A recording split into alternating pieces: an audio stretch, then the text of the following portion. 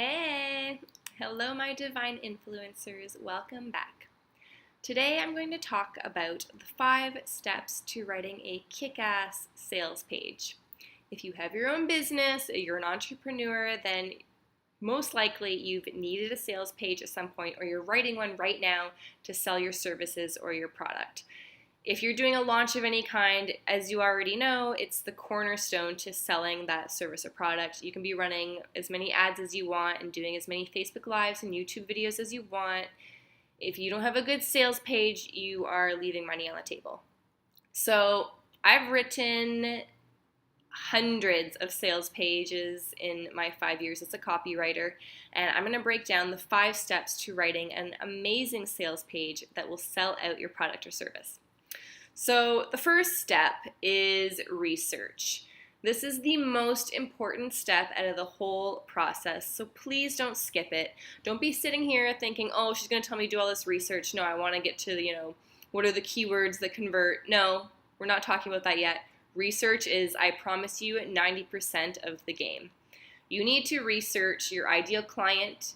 You need to research your competitors, see what is good about what they're selling, what is bad, where are the holes that you can fill. If you have 10 hours to write a sales page, spend 8.5 of them researching, because the research will write the sales page for you, okay? So you basically want to walk away knowing what your clients are worried about, what are they laying in bed thinking about at night before they go to sleep. Like, what are their biggest worries, right?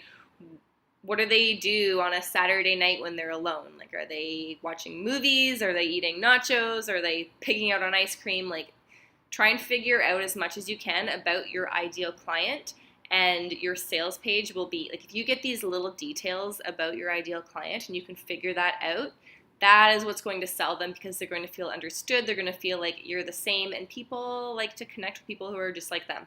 Okay, so research, research, research. The second thing I want you to do while you're researching, which is step 2, is every time you come upon a little nugget that is just pure gold and you're like, wow, like, yes, this could be amazing on my sales page, I want you to write it on a cue card. Now, I know this is old school copy 101, but this is what works. This is what I do. It takes time, but it's worth it when you're rolling in the Benjamins. You got thousands of dollars you get to, hide under your bed. It's going to be worth it. So every time you have a little chunk or nugget of gold that you find online during your research phase, I want you to write it on a cue card. 1 cue card per little nugget. And you're going to collect all these. Okay, so now you've got a big batch of cue cards with all of your research in it. Your third step is, and this is very unique to my process, but I highly recommend you do it, and it does take a little bit of practice, is to tap into your intuition, right? So if you're super in your masculine energy, you're probably rolling your eyes at this point. I know. You're probably going, oh, here we go with this woo-woo crap again. But you do have intuition, and it will help you in your business, right? And it is I find more women use it in their business than men, but that's not how it should be. So what I do is I actually go into a deep meditation for I don't spend 3 days in meditation, but I'll spend 3 days, 20 to 60 minutes a day in meditation, just going inwards and asking for guidance around how can I help people, right? What do people need to hear? How can I help them? How is my product or service actually helping them? And I do this for myself and for my clients. Trust me, it works. It's these little pieces that just, they come through, and you write them down as they come through. That's the stuff that I have found people connect with the most, surprisingly, right? And it's things that you can't just think of in your mind. Like, when you're just 100% in your mind and you're trying to figure out what to say to your clients, these are like things will just come to you, and you're like, that is it. That is the main selling point, and it is divine. Okay, so again, write all of this down, put them on cue cards, again, in your cue card deck. Now, once you have all your little cue cards, all of your research, all of your divine guidance in your cue cards, I want you to put it all down for a few days and just get away from it all. Don't think about it at all. Go with family, go swimming, go on a little weekend vacation, whatever it is. You need to clear your mind of all of it, okay? At least 2 days.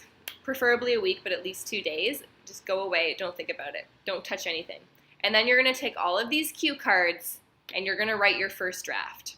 So what you're going to do is you're going to go through each cue card, read them all first, have them fresh in your mind, all of this, and then I want you to just write.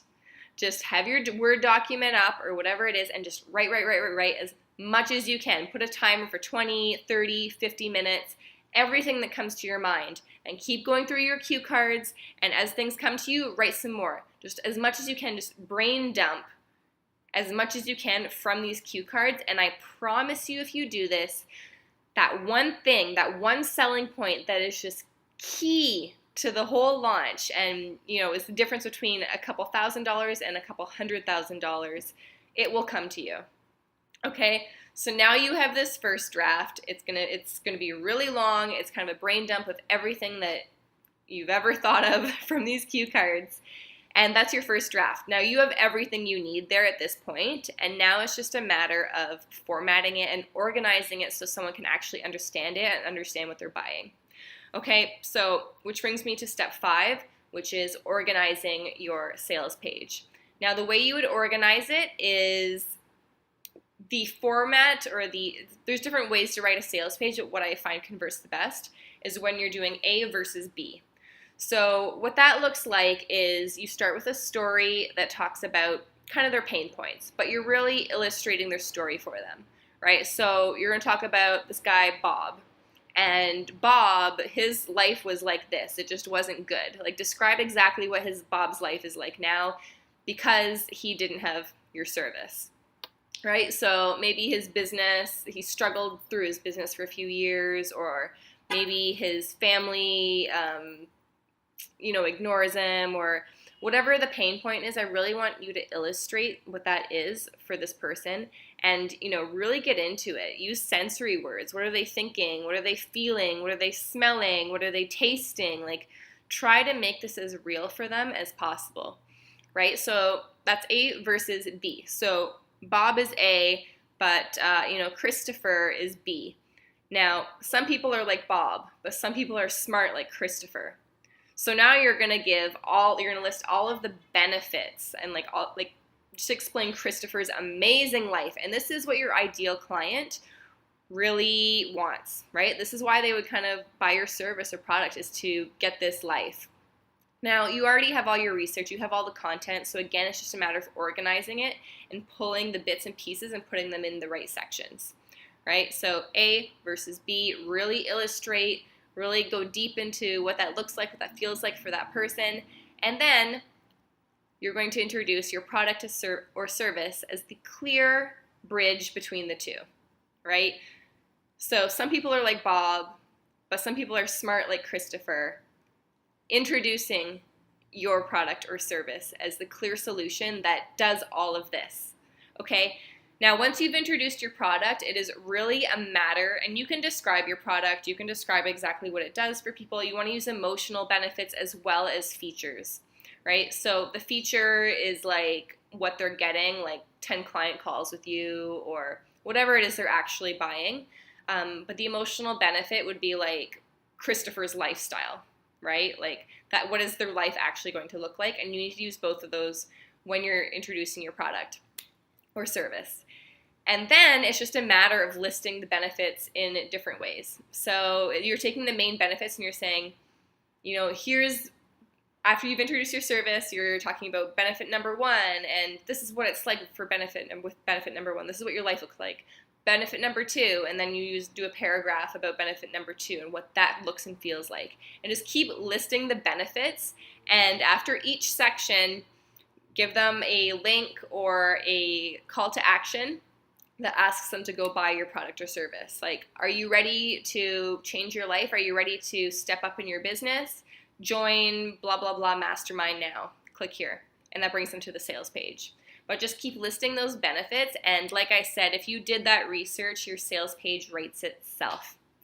So I hope this helps you guys. If you don't want to write your own sales page and you want me to write it, you want help with that, or you just want a second pair of eyes to look over your sales page, feel free to send me an email. I will leave that link below. and I will talk to you guys again very soon. Thank you for listening. Bye-bye.